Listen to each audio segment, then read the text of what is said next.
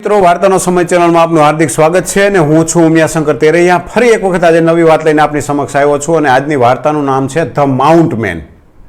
તો કોણ હતો આ માઉન્ટ મેન? તો ચાલો વાતની શરૂઆત કરીએ. મિત્રો, બિહાર રાજ્યની અંદર ગયા જિલ્લામાં ગહલોર નામનું ગામ હતું.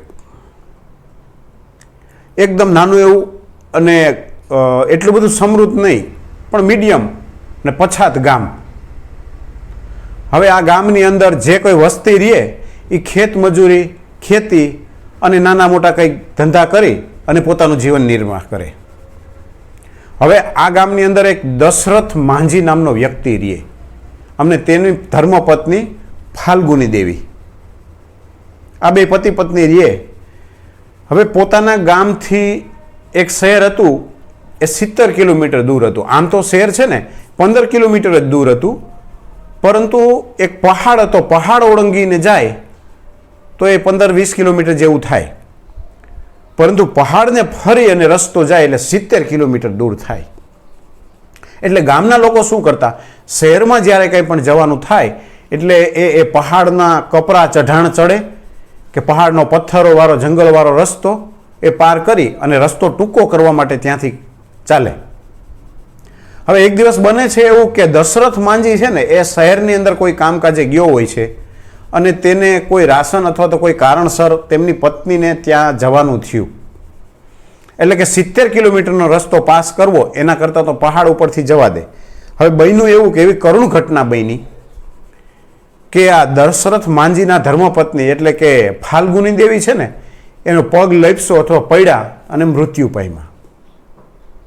અને દશરથ માંઝીને એટલું બધું લાગી આવ્યું કે એક આ સારો રસ્તો ના હોવાના કારણે આજે મેં મારી ધર્મપત્ની ગુમાવી છે. શું કર્યું? મારી ધર્મપત્ની ગુમાવી છે. એટલે ખૂબ અફસોસ કરે છે. પણ ખાલી અફસોસ નહીં, અફસોસની સાથે મનમાં એવો સંકલ્પ કરી લે છે કે નહીં, હવે હું આ 70 કિલોમીટરનો દૂર રસ્તો છે ને એ આ બધી પ્રજા હેરાન થાય છે ને એને હેરાન નહીં કરવા દઉં. હવે આ પહાડને હું ચીરી નાખીશ, આ પથ્થરમાં હું રસ્તો બનાવી નાખીશ.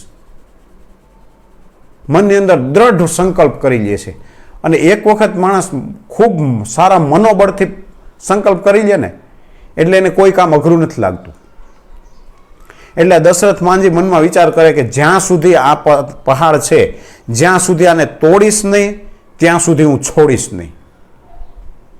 અને પોતાની પત્નીનું કર્મક્રિયા કરી જે કાંઈ વિધિ વિધાન હતા એ પૂરા કરી અને એવું મનમાં સંકલ્પ કર્યો કે જ્યાં સુધી આ રસ્તો પૂરો નહીં કરું અને રસ્તો પૂરો કરી અને તને હું શ્રદ્ધાંજલિ આપીશ. અને પોતે હાથમાં એક નાનો એવો હથોડો, એક તગારું અને 2-3 નાના નાના ટાંચા સાધનો લઈ અને પહાડ તોડવાની શરૂઆત કરે છે. કોઈ એને ગાંડો કહેતા હતા કે ઘરવાળી મરી ગઈ છે ને બૈરું મરી ગયું ને મગજ છટકી ગયો. કોઈ એવું કહેવા માંડ્યા કે ભાઈ આને અક્કલ નથી. કોઈ એવું કીધું કે ભાઈ આ હવે ભાન ભૂલી ગયો છે. ના કહેવાનું બધું કીધું, પણ આના મનમાં એક જ સંકલ્પ હતો કે જ્યાં સુધી શું હતો કે જ્યાં સુધી તોડીશ નહીં ત્યાં સુધી છોડીશ નહીં. અને મિત્રો, એક તગારાથી એક પથ્થર ઉઠાવી નાખવાની શરૂઆત કરી.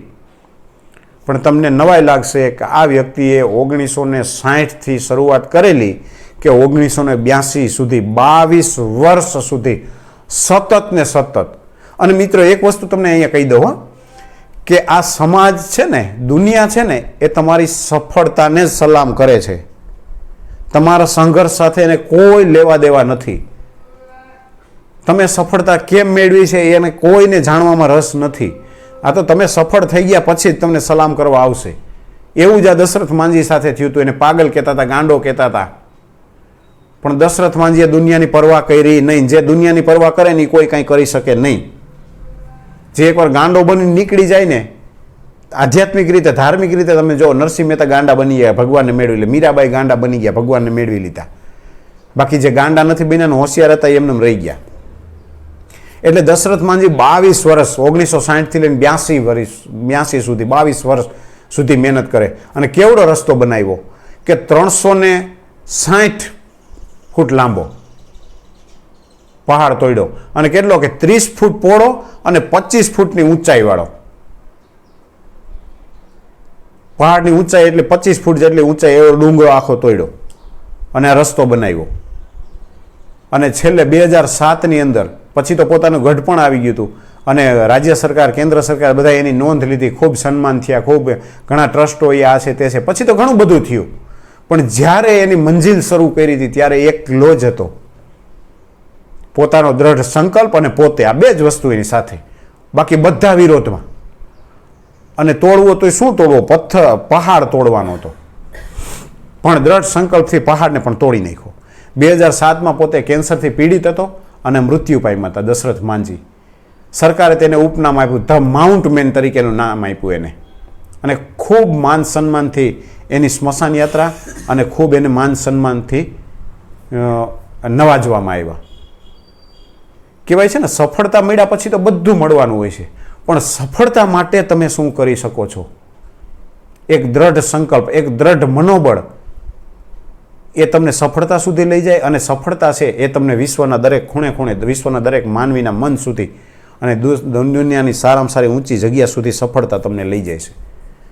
આશા રાખું છું કે આ દશરથ માંઝી એટલે કે ધ માઉન્ટ મેનની જે મનોબળની તાકાત હતી, પોતાની પત્ની પ્રત્યેની જે દ્રઢ ભાવના હતી, એણે એક કર્મ કરી અને સિદ્ધ કરી. આ વાત તમને ગમી હશે. આવીને આવી નવી વાતો આપના બાળકો સુધી પહોંચતી રહીએ, આવી સારી વાતો, આવા સારા સંસ્કારો આપના બાળકો અને આપને મળતા રહીએ, અને એનું સમયસર નોટિફિકેશન મળતું રહીએ. એના માટે મિત્રો એક લાઇક તો આપજો. તમારી એક લાઇક છે ને એ ખૂબ ઉત્સાહ આપે છે. તમે ચેનલને સબસ્ક્રાઈબ કરશો ને એ ખૂબ ઉત્સાહ મળશે. એટલે મને વિશ્વાસ છે કે આ મારા ઉત્સાહમાં વધારો કરશો. નવી વાત લઈને ના આવું ત્યાં સુધી અસ્તુ. જય હિન્દ.